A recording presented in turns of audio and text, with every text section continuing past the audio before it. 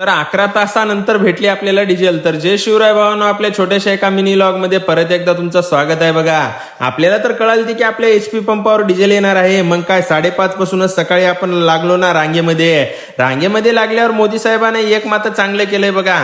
Petrol डिझेलची संप टाकल्यामुळे एवढं मात्र चांगलं झालंय की दुरावलेले मित्र आणि जीवलग सर्वजण काय आज कोणी कॅन घेऊन कोणी गाड्या घेऊन पंपावरती भेटले बघा. आणि आपला हनुमंत भाऊ पण आलता नागपूरवरनं.